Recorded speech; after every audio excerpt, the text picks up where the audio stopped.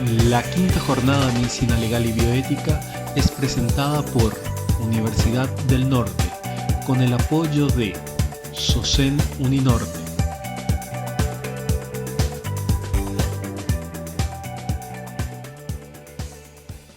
Muy buenas noches a todos, sean bienvenidos a este segundo día de la quinta jornada de Medicina Legal y Bioética. En esta edición, ya como lo hemos mencionado el día de ayer, estamos abordando lo que es la violencia y los protocolos de atención a las víctimas. Hoy nos acompaña el doctor Carlos Maldonado, un ex profesor mío. Profe, un gusto poder compartir este espacio contigo en esta noche. También la doctora María Belén Jiménez, otra profesora que aprecio muchísimo, ya conocida de la cátedra, nos está acompañando desde hace varios años dentro de estas ediciones de la Jornada de Medicina Legal y Bioética. A continuación damos espacio al doctor Juan Daniel Acosta, jefe de la Cátedra de Medicina Legal y Bioética de la carrera de Medicina de la Universidad del Norte, sede Asunción, quien nos estará dando unas palabras de bienvenida en esta noche. Adelante, doctor, estamos contigo. Muy buenas tardes. En esta oportunidad nuevamente el segundo día de nuestra quinta jornada de Medicina Legal y Bioética. En este día estaremos abordando acerca de la justicia y las víctimas de violencia. La primera ponencia estará a cargo justamente del doctor Carlos Alberto Maldonado. Él es agente fiscal de la Unidad Penal número 1, con amplia experiencia en el tema. Posteriormente estaremos hablando con la profesora María Belén Jiménez, ¿no es cierto?, acerca de los síntomas de violencia y cómo hacemos para detectar justamente un tema no menos importante. Espero que estos dos temas sean del agrado de todos ustedes, pues como ya habíamos mencionado en el día de ayer, son temas que muy pocas veces son tocados, ¿no es cierto?, en los distintos aspectos en la carrera de medicina y que a diario, lastimosamente, nos encontramos en las distintas unidades sanitarias con algún caso de violencia en particular. Me despido aquí para que justamente puedan aprovechar la ponencia. Muchas gracias. A continuación, para dar inicio a la noche de hoy, estaremos con una persona ya conocida por la cátedra, la doctora María Belén Jiménez Reyes. Ella es especialista en medicina familiar, en salud pública y administración hospitalaria, becada de la Escuela de Sanidad de Madrid, España, y coordinadora de extensión universitaria de la Universidad del Norte. Ella estará compartiendo con nosotros la ponencia sobre síntomas de violencia y cómo detectarlos, enfocado a lo que es violencia doméstica. Sin más preámbulos, adelante doctora, estamos con usted. Bueno, soy la doctora María Belén y vamos a hablar sobre la violencia doméstica y cómo detectarlo en cada caso de situación de violencia doméstica. Para hablar de violencia doméstica debemos tener como definición que son los actos de violencia o maltrato físico o emocional que se tratan generalmente dentro del hogar y de los cuales el agresor es un individuo, generalmente miembro de una familia. Y esto hace que nosotros podamos definir qué es la violencia doméstica. Ya teniendo en cuenta la definición de lo que es la violencia doméstica, y teniendo estos datos estadísticos, podemos ver que el 80% de los varones son los que se denuncian, o sea, son los que generan esta violencia doméstica. Y las víctimas, en cambio, en un mayor porcentaje, en casi un 80%, son las mujeres. El 84 a 85% aproximadamente predomina en las relaciones de pareja, o sea, que las violencias en el ámbito doméstico generalmente se da en la relación de pareja. Y vamos a ir viendo luego el por qué se da esta mayor situación. Y teniendo en cuenta un poco estos datos estadísticos y la definición de maltrato doméstico, podemos clasificarlo en maltrato a la mujer, el maltrato infantil, el abuso sexual infantil y los abusos y cuidados inadecuados en el anciano. Todo esto incluyen dentro de este concepto de lo que es la violencia intrafamiliar. Tenemos en el primer caso con respecto al maltrato de la mujer, que el maltrato de la mujer es justamente ese comportamiento violento o de control intencional ejercido a una mujer por parte de un hombre que mantiene o ha mantenido una relación íntima con ella. En este caso, como habíamos visto en las estadísticas, el 80% de las víctimas en general son las mujeres. Entonces, que estas justamente son las víctimas de los hombres en este caso, ¿verdad? Bueno, los tipos de violencia que tenemos hacia la mujer, o el maltrato a la mujer que podemos tenerlo, son físico, sexual, emocional, el control económico, el aislamiento social y la rotura de objetos por la persona o hacia la persona. En este slide nos muestra este ciclo de maltrato que en general sufren las víctimas. Con respecto, y se llama justamente el ciclo del maltrato, donde en el centro vemos que la víctima en todo momento, en toda esta parte del ciclo, la víctima niega esa realidad, ¿sí? Empezando justamente con un inicio y aumento de la tensión, esa acumulación de tensión de parte del violentador estalla en la violencia, ¿sí? O sea, en un episodio agudo de violencia. Al hacer este estallido de violencia, ¿sí?, le sigue un periodo, un ciclo de reconciliación, donde generalmente hay un momento de arrepentimiento, hay una luna de miel, hay un episodio donde el hombre, en general, ¿verdad?, o la persona, ¿verdad?, que está haciendo esta violencia se arrepiente de esa situación, ¿sí? ¿Para qué? Para luego volver a iniciar, como bien su nombre lo dice, en un ciclo de ese maltrato, ¿verdad?, donde comienza nuevamente la tensión y ese es el momento, y este ciclo, ¿verdad? La víctima en todo momento niega esa realidad. Vale la pena mencionar las sintomatologías o los síntomas que presentan, los signos, ¿verdad?, que pueden presentar una mujer maltratada.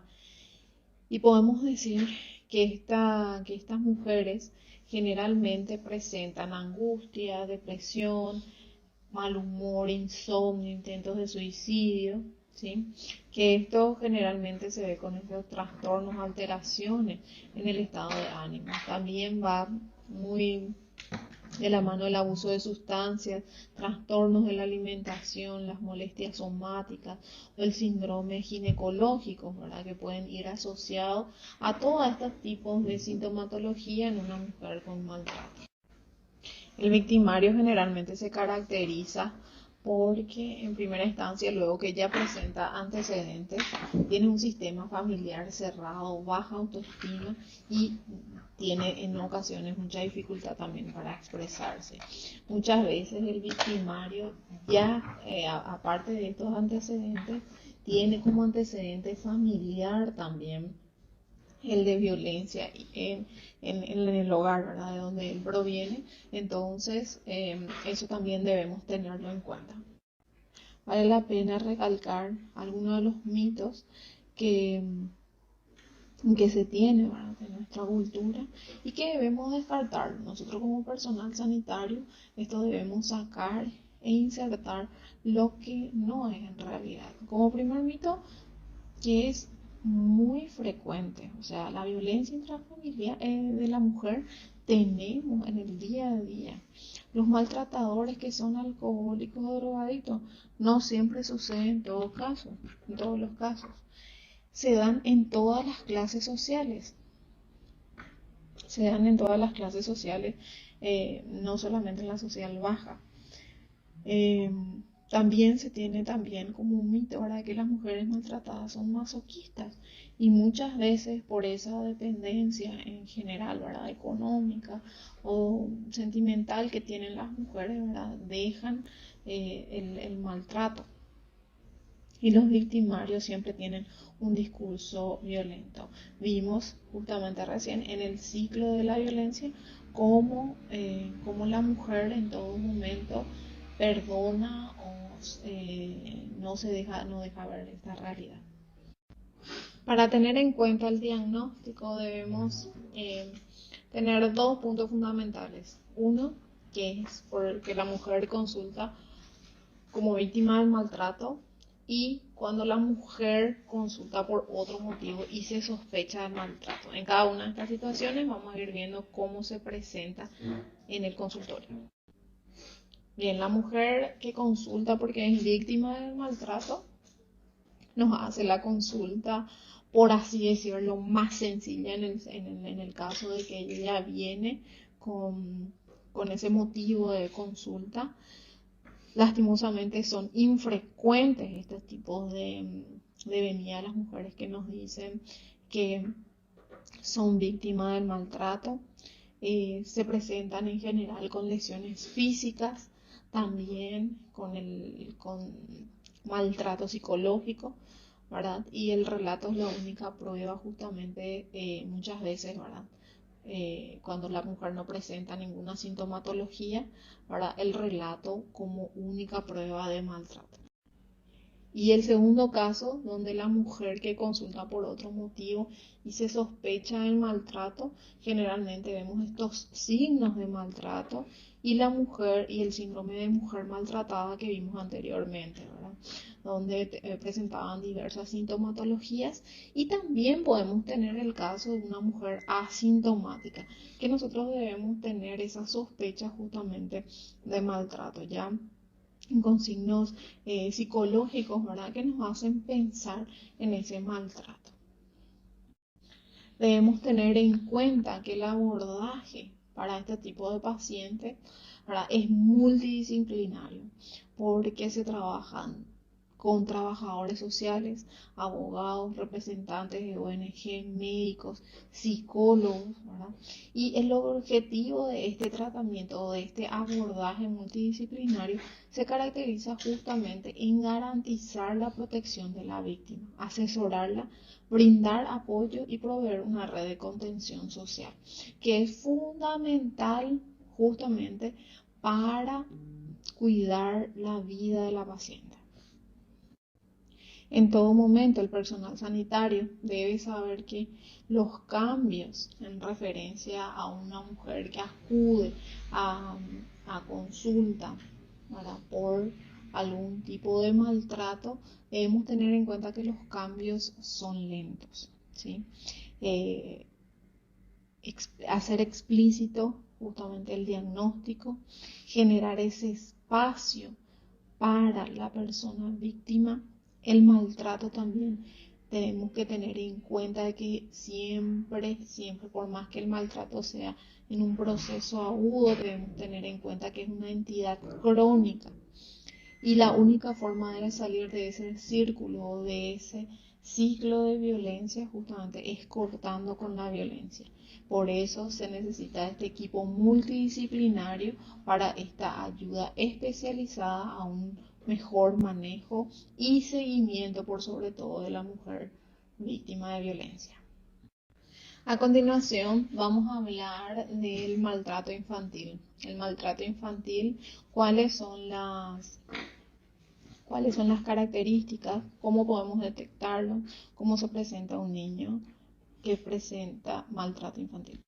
En relación al maltrato infantil debemos tener en cuenta que es un conjunto de acciones de abuso o actos de omisión, ¿sí? Como las lesiones, el abuso, inclusive podemos hablar del síndrome de Munchausen, ¿verdad? Que vemos muchas veces en el maltrato infantil en los niños, donde podemos evaluar justamente estas lesiones, tanto visibles como no, que van presentando los niños. A continuación vamos a hablar justamente de esta presentación clínica que presentan los niños con maltrato infantil. La presentación clínica se puede dar por lesiones clínicas visibles o no, a simple vista. Las que más se presentan dentro del consultorio ¿verdad? Son las lesiones visibles, justamente, ¿verdad? Por esta intencionalidad de maltrato que hay de parte del agresor, el mecanismo por el cual se genera y el relato propio del niño, que nos estaba mencionando justamente estas lesiones a nivel del cuerpo, ¿verdad? Las lesiones no visibles que podemos tener en los niños son lo del llanto inexplicable, la inmovilidad a un miembro, hay también un déficit en el crecimiento, hay alteración en la alimentación, o sea, trastornos de la alimentación en el niño que podemos ver con los extremos en la escala del crecimiento, ya sea un paciente ya con bajo peso o con baja talla, ¿verdad? Que esto afecta muchísimo el maltrato en los niños. Los signos previos que tenemos que tener o los signos de sospecha que tenemos que tener con los niños, es hacer justamente esta anamnesis, esa búsqueda de ese relato de que el niño puede estar mencionando sobre el maltrato que él va a estar presentando, en el caso que el niño pueda comunicarse, accidentes previos, ver, evaluar, ¿verdad? Si el niño vino con algún tipo de trauma, entonces evaluar ese trauma, por así decirlo. La consulta tardía también tenemos que tener en cuenta esta sospecha, por ejemplo, de hematomas, ¿verdad? Ya de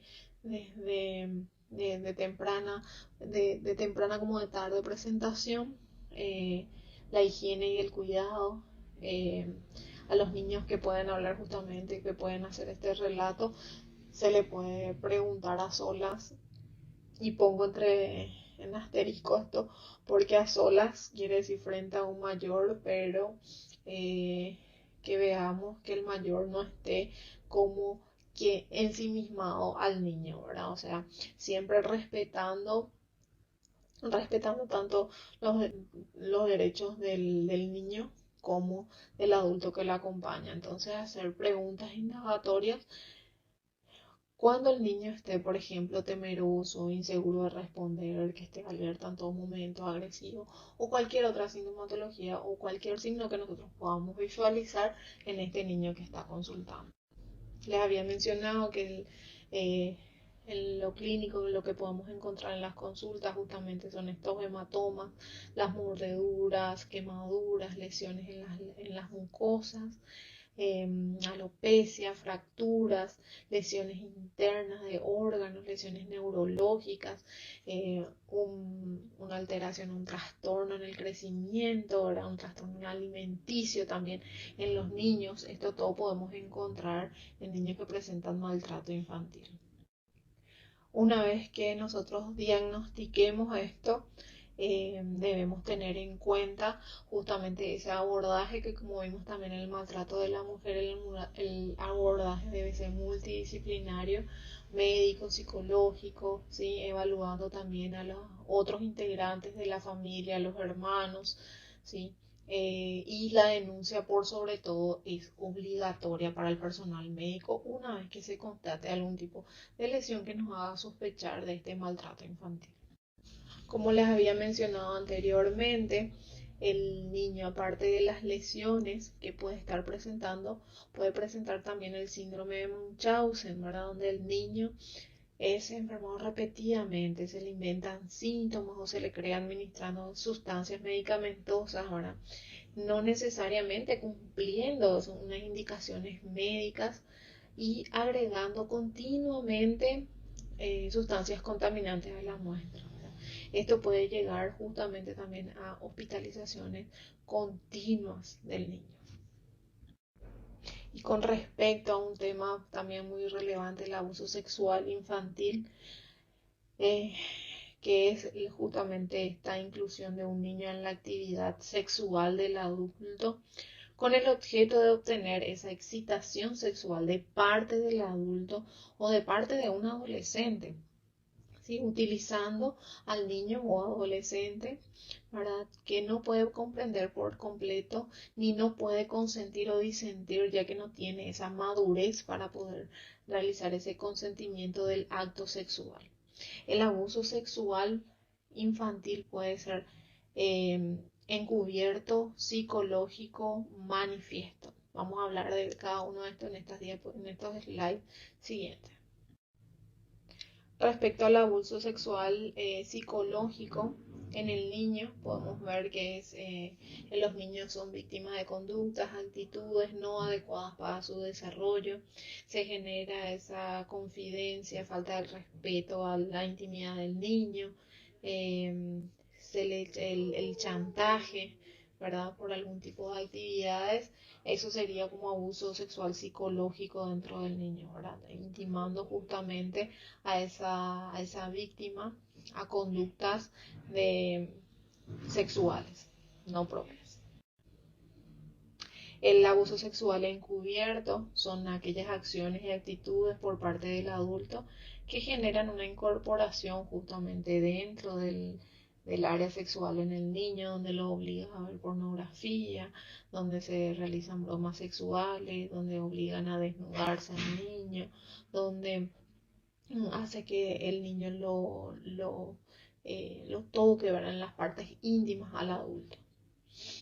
Y el abuso sexual manifiesto ya vendría a ser cuando el adulto se incorpora al niño en prácticas sexuales, la masturbación, las caricias, el exhibicionismo, etc. El diagnóstico en el maltrato infantil, podemos determinar tanto esos patrones de conducta en los niños como en los adolescentes. En los niños generalmente se presenta ese exceso de obediencia hacia el adulto, los problemas también de conducta social, un mayor nivel de maduración de los esperados, llantos excesivos, esa regresión que puede presentar el niño, las conductas sexuales que pueden ser también aprendidas y que transmite el niño a la consulta, o generalmente vemos también en las docentes, ¿verdad? En el ámbito escolar, como las docentes ven ante esas conductas sexuales inapropiadas o aprendidas, ¿verdad? Dentro del hogar, cómo esto se manifiesta y cómo esto se transmite. También un trastorno del aprendizaje que puede ir teniendo. A todo esto, en la adolescencia se puede agregar intentos de suicidio, depresión, disminución de la autoestima, trastornos alimenticios, fuga en el domicilio, un aislamiento social o esa promiscuidad sexual del adolescente. Entonces todos estos patrones y conductas nos tienen que llamar la atención a nosotros como personal médico o encargado como trabajadores sociales o como docentes en el ámbito escolar. Hay que tener en cuenta como personal sanitario, ¿verdad? De que estos datos de que el 52%, ¿verdad? Muchas veces no presentan estos signos físicos de abuso. 10% nada más presentan estas pruebas de abuso, ¿verdad? O sea, podemos constatar y podemos probar que fue realmente un abuso sexual infantil, ¿verdad? Pero lo que debemos tener en cuenta es que el examen que se practique debe ser realizado una vez y por un personal entrenado, ¿verdad? Siempre tratando de que esté un ginecólogo, una ginecóloga, un pediatra, ¿verdad? Entonces, así como habíamos dicho también en todo momento, esto es multidisciplinario y se debe aplicar en el sistema sanitario. O sea, se aplica en el sistema sanitario una vez que se constate estos tipos de abuso sexual. También tenemos como abuso a la violencia intrafamiliar o una violencia doméstica, tenemos abusos de cuidado y los cuidados inadecuados, ¿verdad? En el anciano. Vamos a hablar un poco cuáles son esos tipos de abuso, la clasificación con la cual se presentan. También tenemos los casos de abuso y cuidados inadecuados en el anciano, que se caracterizan justamente por presentar. Los tipos de abuso en el anciano pueden ser por omisión o por comisión. Cuando hablamos de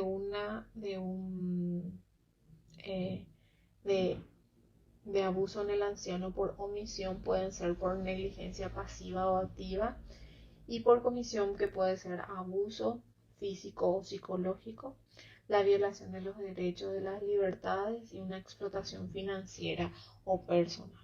Las características comunes de estas víctimas adultos mayores o ancianos, ¿verdad?, que sufren abuso, generalmente presentan estas características de ser mayor de 75 años, de mayor frecuencia del sexo femenino, pérdida de esa función social que va a tener jubilados, ¿verdad?, ese deterioro funcional que va presentando, soledad, temores, convivencia con el hijo adulto y antecedentes de incontinencia urinaria o fecal que puede presentar el anciano. El perfil del cuidador violento que genera justamente estos abusos en el anciano, ahora se caracterizan por ser generalmente de su círculo primario, ¿verdad?, ya sea el hijo o el esposo, la esposa, o sea, tiene un grado de parentesco con este anciano dependiente. Hay un rechazo al papel del cuidador, una dependencia económica que se genera del anciano. Antecedentes de enfermedades psiquiátricas, los contactos sociales también que son empobrecidos, o sea, cada vez más se aísla. La renuncia a la ayuda médica o de la comunidad, ¿verdad?, la referencia, historia previa de violencia familiar o el sufrimiento de estrés por causas diversas, ¿verdad? Entonces ese es el perfil típico de un cuidador violento, ¿verdad?, que justamente se caracteriza por victimizar a un anciano. Las recomendaciones siempre ante una situación de abuso o maltrato, ¿verdad?, no suele tener una forma única de presentación. La historia o el relato, ¿verdad?, de ambas partes, tanto del abusador como de la víctima, son herramientas fundamentales para el diagnóstico, ¿sí? Otros datos que pueden orientarle al médico, al personal sanitario o a un miembro del equipo, ¿verdad?, de que pueda hacer este diagnóstico de maltrato, debe ser justamente el examen físico detallado, la observación en el hogar, una evaluación social y de los recursos del paciente, de su familia, del cuidador, el manejo de estos problemas que requiere también un equipo inter y multidisciplinario, ya sea el trabajador social, el asistente, un abogado. Y la intervención, ¿verdad?, que debe estar dirigida justamente a disminuir ese riesgo en la vida de la persona, de la víctima, ¿verdad?, implementando un plan de seguridad y realizar las medidas necesarias para resolver el problema. Deben considerarse las capacidades mentales también del paciente para la toma de decisiones con respecto a las intervenciones que se va a realizar, y si este mentalmente es independiente, se aconseja justamente recurrir a la justicia para decidir la conducta apropiada para el manejo. En estas charlas, ¿verdad?, que vimos, no ahondé mucho en dónde llamar ni dónde acudir, ya que justamente tenemos en las siguientes charlas, ¿verdad?, dónde hay que llamar, dónde acudir y cómo son los pasos necesarios. Así que muchas gracias y espero que hayan aprovechado esta presentación. Muchísimas gracias, doctora María Belén, por la excelente disertación, como ya es costumbre. A continuación, queremos presentar al doctor Carlos Maldonado. Él es abogado y escribano por la Universidad Nacional de Asunción, licenciado en Filosofía por la Universidad Nacional de Asunción, magíster en Derecho por la Universidad del Norte, doctorado en Derecho con énfasis en Ciencias Penales por la Universidad del Norte, egresado del curso de capacitación en Liderazgo Estratégico del Instituto de Altos Estudios Estratégicos, participante del curso internacional en la Junta Interamericana de Defensa en la Universidad Nacional de Defensa William Perry en la Organización de los Estados Americanos. Actualmente se desempeña como agente fiscal en la Unidad Penal número 1 de la Fiscalía de Emboscada del Departamento de Cordillera. Profe, adelante, estamos con usted. Un gusto poder escucharlo en esta noche. Adelante, profe. Muy buenas, mi nombre es Carlos Maldonado, agente fiscal en lo penal, actualmente desempeñándose en la Fiscalía Zonal de Emboscada. Agradezco la invitación del colega, el doctor Igor Marcet, para poder conversar acerca de la violencia, los tipos de violencia y la participación del personal de blanco en las pruebas a consecuencia de la comisión de ilícitos sexuales. En primer término, tendríamos que hablar acerca de la violencia y la conceptualización de la violencia.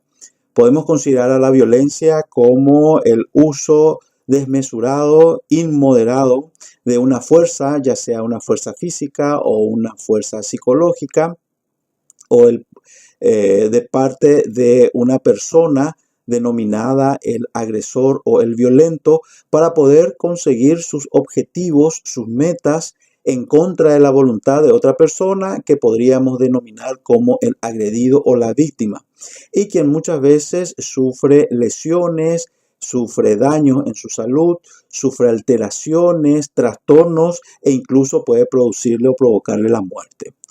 Esta fuerza que se utiliza puede ser una fuerza tanto física mediante una coacción, una acción realizada por el agresor, o bien puede ser una fuerza psicológica que está dada por una amenaza, por una intimidación que ejerce el agresor en contra de la víctima.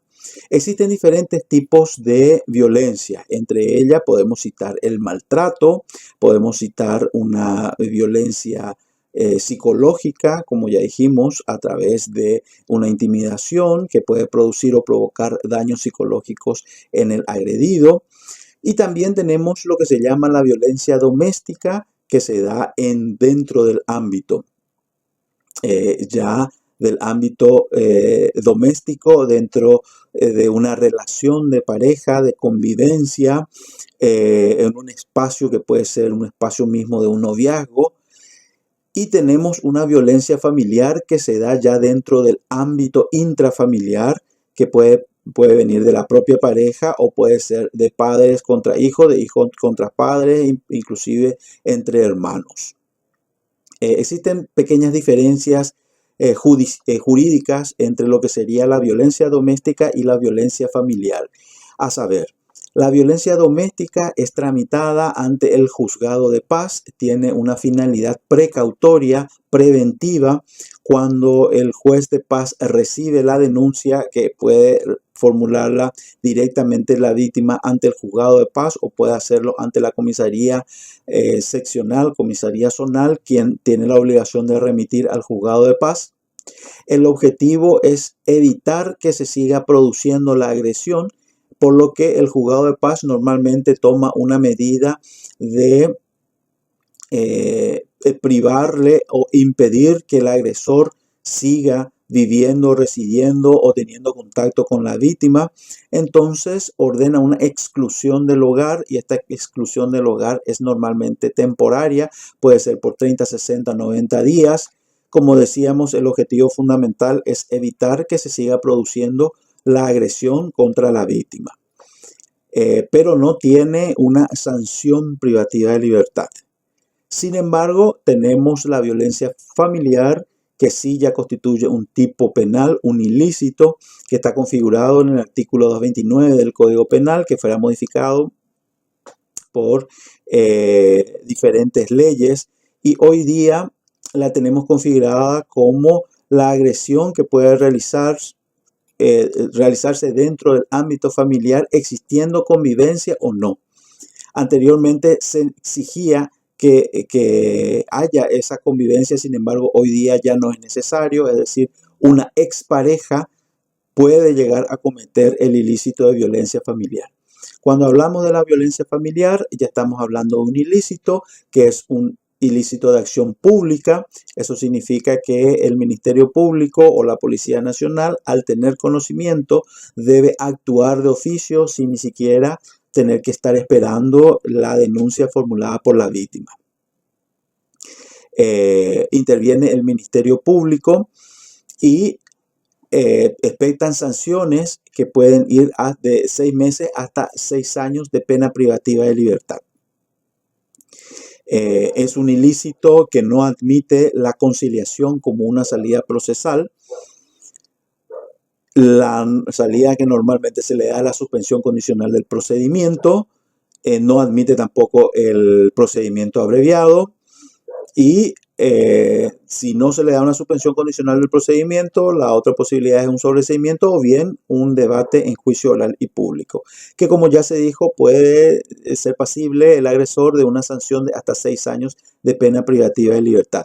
Otro punto importante a mencionar procesalmente hablando sobre la violencia familiar es la que normalmente cuando se imputa por este ilícito se requiere la aplicación de una medida cautelar, y esa medida cautelar es la pena de prisión preventiva. Vale decir que normalmente se imputa y se solicita la aplicación de la medida cautelar de prisión preventiva, que generalmente no dura menos de 6 meses, que es el periodo investigativo de todo proceso de acción penal pública. Este tipo de violencia me habían solicitado que hable con mayor énfasis con respecto a los ilícitos sexuales. En tal sentido, el artículo 135 del Código Penal, que fuera modificado por la Ley 6002 del año 2017, establece o configura el ilícito de abuso sexual en niños. La característica de este ilícito es que el agresor realiza actos sexuales dirigidos contra el niño o bien lo puede inducir a realizar que realice el niño frente a terceros con el fin de satisfacer su libido sexual, que expectan sanciones que van de 4 a 15 años en su tipo base, y en el caso de que haya realizado el coito con el menor, la sanción no puede ser inferior a 15 años, y si la víctima es menor de 10 años, la pena no puede ser inferior a 20 años de pena privativa de libertad. Cuando hablamos de abuso sexual en niños, estamos hablando de un ilícito cuya víctima es una persona que no supera los 14 años, es decir, la víctima debe tener hasta 13 años de edad, de cualquier sexo. Por otro lado, tenemos el ilícito de coacción sexual. En ilícito de coacción sexual, el bien jurídico vulnerado, el bien jurídico protegido por la norma de primer rango y vulnerado por la comisión del ilícito es la autonomía sexual. Ese tipo penal es realizado y la víctima es una persona de 14 en adelante. Se caracteriza por realizar actos sexuales sin el consentimiento de la víctima, que expectan sanciones que pueden ir de los 6 meses hasta 10 años de pena privativa de libertad, y en su tipo agravado, si es realizado con coito, de 3 a 12 años de pena privativa de libertad, y si es realizado con un menor de 18 años, es decir, si la víctima tiene de 14 a 17 años, la sanción es de pena privativa de libertad de 3 a 15 años. Para poder demostrar este tipo de ilícitos sexuales, hay que entender que estos ilícitos normalmente no se demuestran mediante pruebas directas, es decir, no hay un testigo presencial directamente, no existe una filmación, fotografías, normalmente es realizado en horarios inhábiles, en lugares despejados, donde no haya ninguna persona en los alrededores.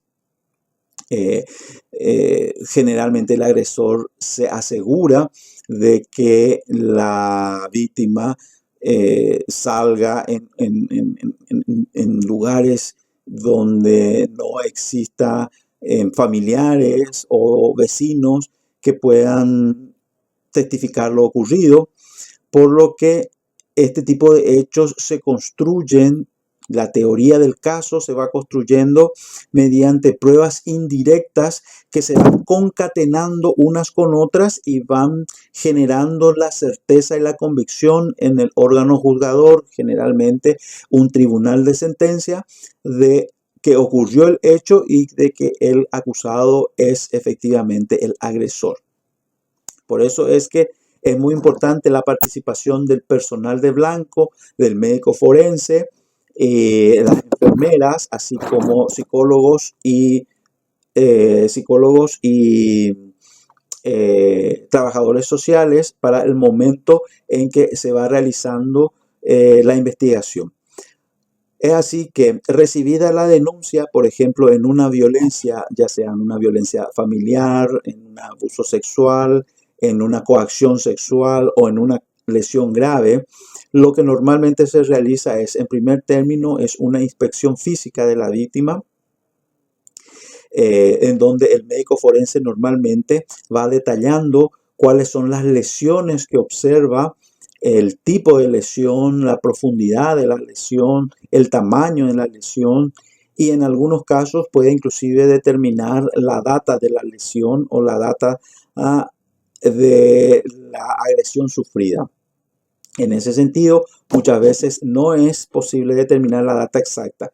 Entonces, por lo menos se solicita al personal de blanco, al médico forense, que nos pueda establecer o determinar una data aproximada, ya sea de la realización del hecho o una data aproximada del tiempo en que no pudo haberse realizado ese hecho. Por ejemplo, en los casos de abuso sexual en niños con coito, si el desgarro que normalmente dice desgarro antiguo, que ese desgarro no haya sido producido en un plazo de 15 días. Entonces se llega a la convicción de que el hecho no ocurrió en los 15 días al momento de la realización de la inspección médica. Otro punto importante en la actuación del personal de blanco es específicamente en la toma de muestras biológicas en el caso de que existiere. Por ejemplo, en el caso de una agresión sexual, si hay muestra de semen, entonces es importante que eso se recoja mediante las técnicas adecuadas para lograr la integridad de la muestra desde el momento de su recolección hasta el momento de su análisis y posteriormente hasta el momento de su presentación en el juicio oral y público.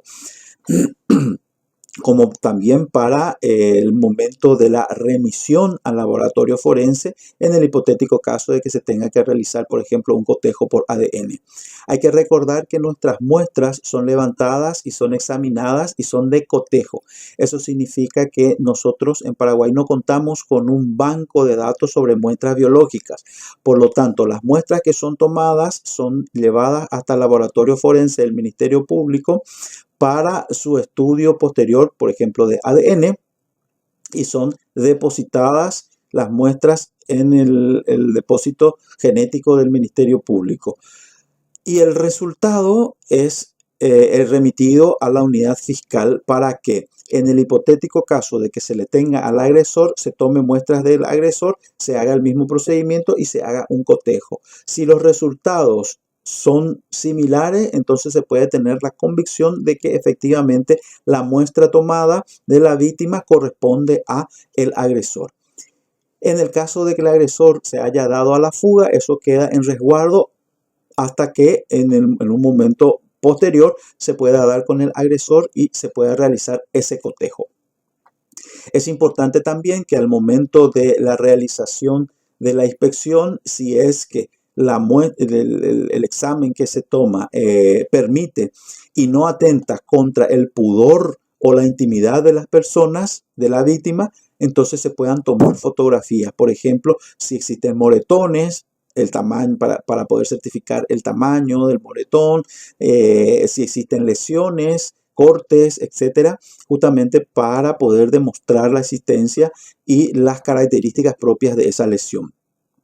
Por otro lado, en los casos de abuso sexual en niños o bien de coacción sexual, es muy importante la realización de un estudio de victimología dentro del Ministerio Público realizado por el Departamento de Atención a Víctimas, en donde se realiza un trabajo de contención a la víctima y el psicólogo, por un psicólogo, y el psicólogo eleva un informe preliminar en un plazo corto que le sirve al fiscal para tomar una determinación con respecto a la causa. Igualmente, luego de 2, 3 o 4 sesiones, conforme a la empatía que logre el profesional psicólogo con la víctima, arroja posteriormente un dictamen acerca de los estudios, la metodología utilizada, las bases científicas, doctrinarias en las cuales basa su estudio, un relato del hecho ofrecido por la víctima y finalmente una conclusión que sirve fundamentalmente para la determinación de si existió o no un daño psicológico en la víctima y cuáles son los indicadores que permiten sostener al psicólogo la existencia de esos daños, ese daño psicológico. Igualmente, lo que también se hace en materia investigativa es un estudio socioambiental a cargo de un trabajador social, quien normalmente se constituye en la casa, conversa con los familiares, se constituye en el vecindario, conversa con los vecinos, en la escuela, conversa con los docentes, con el director y posteriormente arroja un resultado socioambiental que nos permite determinar si existió o no daño social a consecuencia de la comisión del ilícito en la víctima. Y normalmente surgen daños muy importantes que determinan la percepción y la comunicación que han tenido los vecinos, los docentes con respecto a la comisión del ilícito. Como hablábamos, es muy importante también la cadena de custodia en el momento en que el médico o el personal de blanco interviene. Debemos entender que la cadena de custodia está dado como aquellas medidas que nos permiten garantizar la identidad y la integridad de la muestra que ha sido tomada para poder demostrar la existencia o no de un hecho delictuoso en el momento procesal oportuno. Esta cadena de custodia nos da la certeza de que la muestra tomada es la muestra que efectivamente ha sido adquirida por el médico forense del cuerpo de la víctima, del lugar del hecho, y que nos asegura que es esa muestra la que llega intacta hasta el laboratorio forense para realizarle los estudios correspondientes y posteriormente nos llega hasta el juicio oral y público para el juzgamiento adecuado. Esta cadena de custodia dentro del proceso paraguayo normalmente está dado a través de la certificación que hace el médico forense en el acta de actuación, en donde se describe cuál es la muestra que se toma, en qué cantidad y con qué objetivo, y en qué soporte o en qué recipiente se coloca y en dónde va dirigido. De igual forma, se llena un formulario. De igual manera, se llena un formulario. En ese formulario se registra quién es el médico forense, quién es el funcionario asistente que traslada la muestra y quién es el fiscal que solicita y cuál es la muestra o el estudio que se solicita, cuál es la muestra y cuál es el estudio que se solicita. Y eso se presenta en laboratorio forense en sobrelacrado, con la muestra en sobrelacrado, y ese formulario es recepcionado y se va siguiendo de esta manera la cadena de custodia. Una vez que se altere esa cadena de custodia, se quiebre esa cadena de custodia, entonces no se tiene la certeza sobre la muestra que se ha tomado y normalmente la consecuencia o el efecto es la invalidación. Se invalida esa muestra y por ende se invalida esa prueba y se invalida el resultado que se ha obtenido esa prueba. Procesalmente, la prueba tiene 5 momentos. Momento de la obtención, el momento del ofrecimiento, el momento de la admisión, el momento de la producción y el momento de la valoración.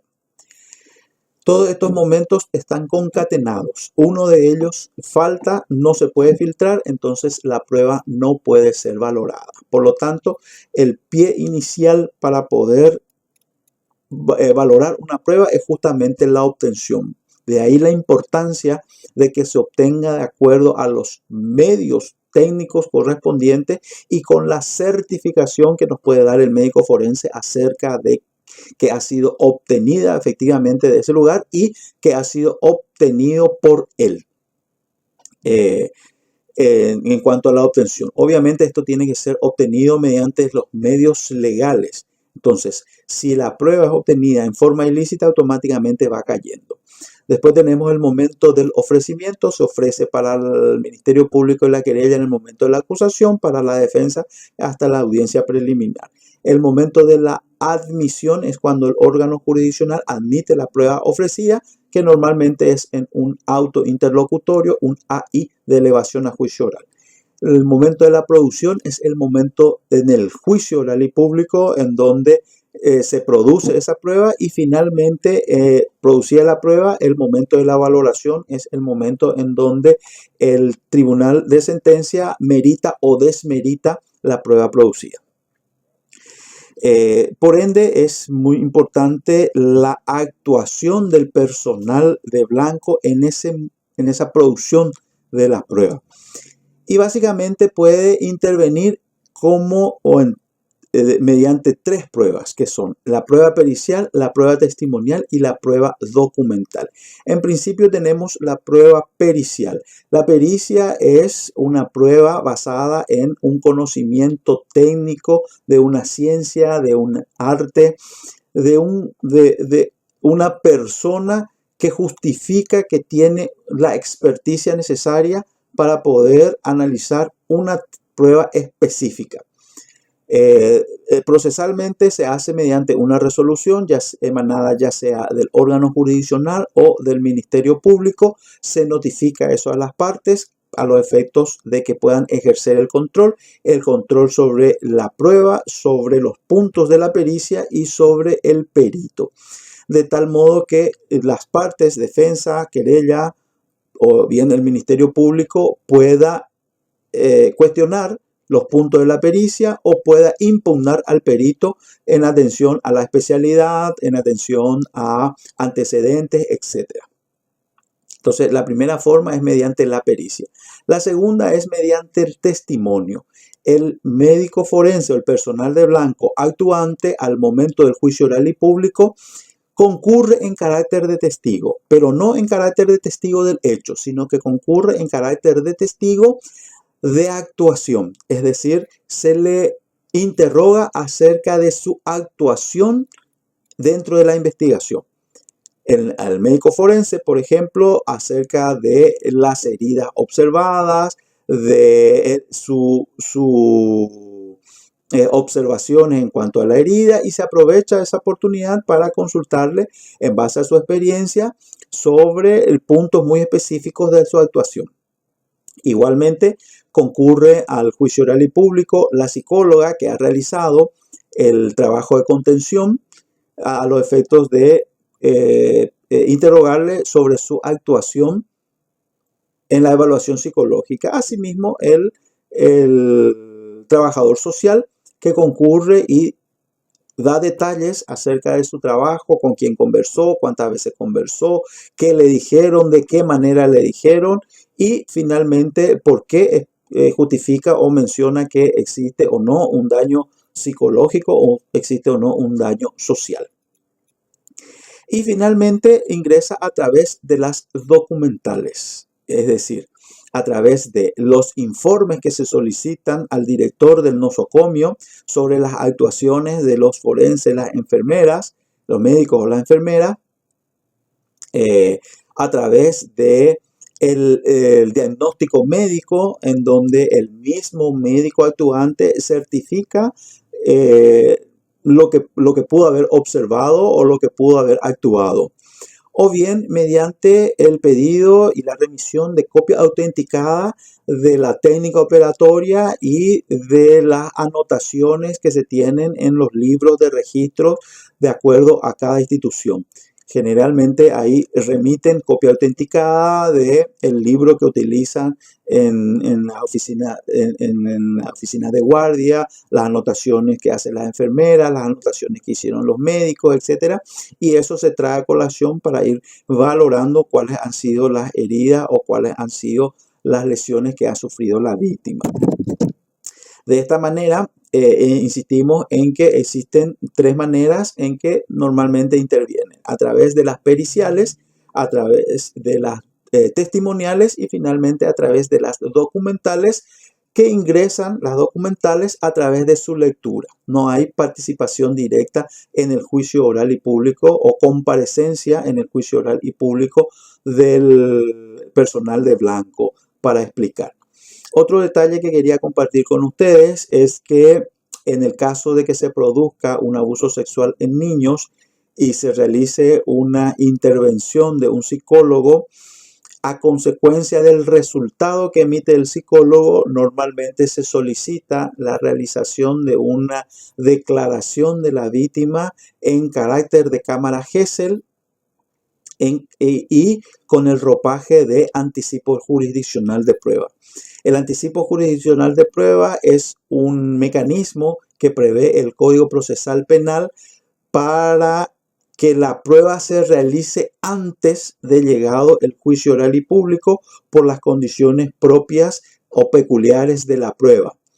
En el caso, por ejemplo, una persona, un testigo que está a punto de fallecer y que no sabemos si va a poder brindar su declaración en el juicio oral y público, entonces se anticipa su declaración bajo control jurisdiccional, por eso se llama anticipo jurisdiccional de pruebas.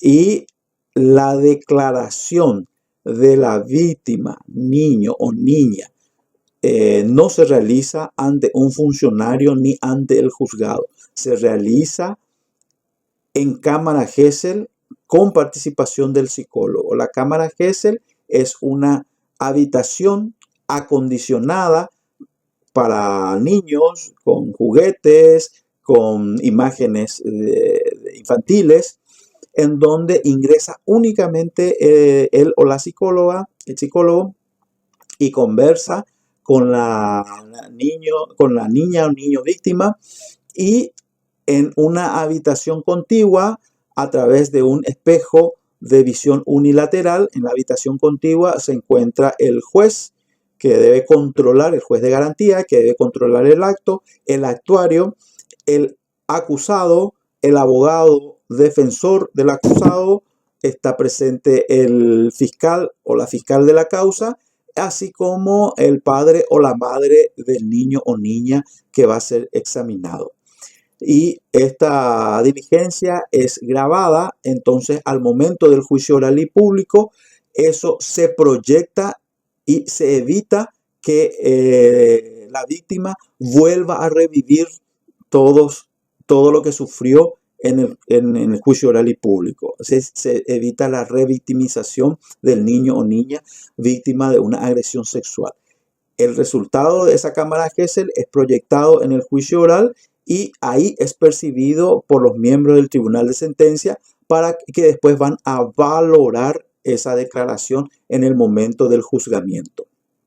Entonces, de esta manera surge la importancia de la participación del personal de blanco en las investigaciones. Recordar igualmente que el Ministerio Público, por disposición de la Fiscalía General del Estado, clasifica las causas en aquellas de urgencia y aquellas de no urgencia. Entonces, los delitos sexuales, la coacción sexual, el abuso sexual en niños, etcétera, son considerados delitos de urgencia. Eso significa que recibida la noticia criminal, la notitia crimini, inmediatamente la unidad de turno debe articular y debe realizar las diligencias que no admitan demora.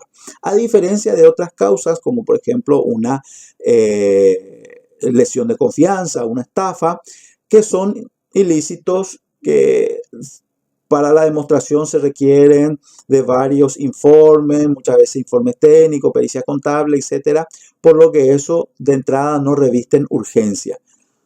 Por ende, ante la recepción de la información de la comisión de un ilícito de tinte sexual, se deben realizar las diligencias que no admitan demora.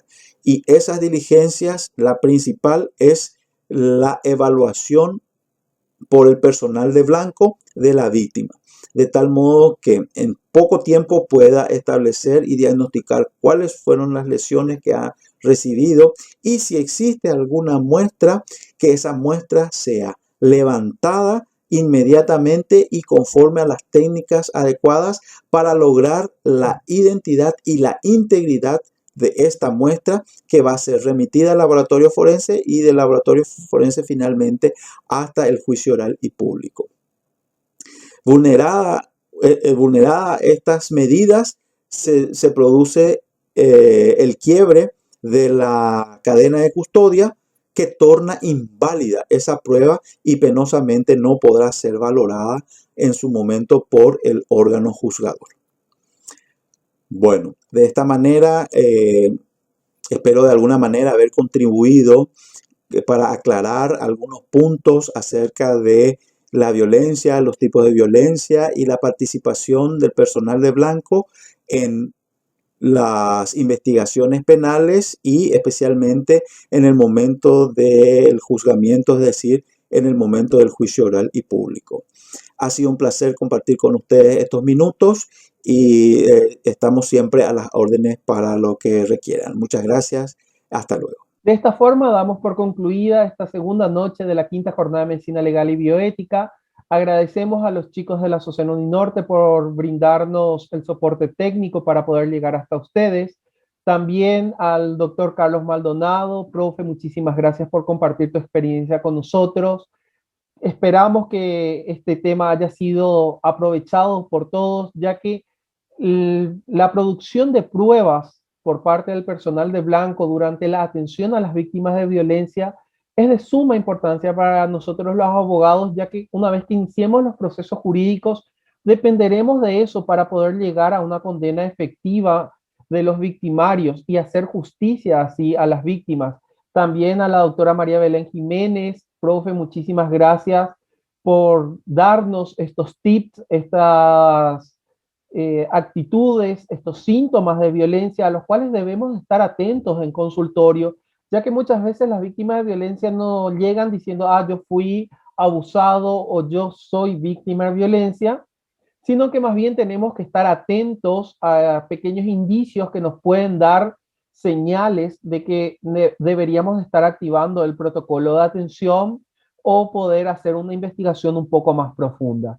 A continuación, damos espacio al doctor Acosta, quien tiene unas palabras de despedida y después unos breves avisos para todos. Agradecimiento infinito al doctor Carlos Maldonado por tan brillante ponencia, así como la profesora María Belén Jiménez.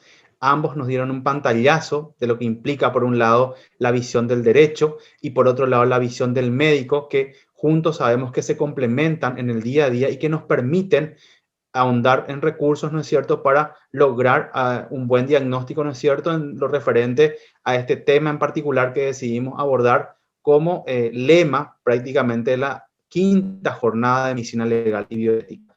No olvidar, por supuesto, que el día de mañana tendremos 2 ponencias brillantes. Esperamos nuevamente a nuestros estudiantes, tanto de medicina, derecho, enfermería, psicología y todo aquel que esté interesado realmente en el abordaje de víctimas, digamos, de violencia, ¿no es cierto?, para poder tratar de brindar un granito de arena y ayudar, por sobre todo, a que esto en algún momento pueda acabar. Muchas gracias, buen resto de jornada. Asimismo, doctor, agradecemos a nuestros ponentes, a cada uno de ustedes por estar acompañándonos en esta segunda noche, a los chicos de la Asociación Uninorte por el apoyo técnico, a la Universidad del Norte por darnos este espacio y esta oportunidad para poder seguir colaborando en la formación de los profesionales y de los estudiantes, tanto de salud como de derecho. Y recordarles a todos que el link de certificación va a estar siendo compartido en breve a través del chat de YouTube, como todas las noches. Y les pedimos que se suscriban al canal de YouTube y activen las notificaciones con la campanita para estar recibiendo la información de todo el contenido que siempre es bastante importante y actualizado. De esta manera concluimos la noche de hoy. Nos reencontramos el día de mañana a las 19 horas por este mismo canal con la doctora Patricia Beiluba y con la magíster Claudia Sanabria, ambas del Ministerio de Salud Pública y Bienestar Social, que nos estarán presentando un poco lo que es el protocolo de atención en sí a víctimas de violencia. Ellas han participado de la redacción en sí misma del protocolo y de su posterior publicación, así que tenemos información de primera mano y pormenorizada. Nos vemos el día de mañana, que tengan buena noche.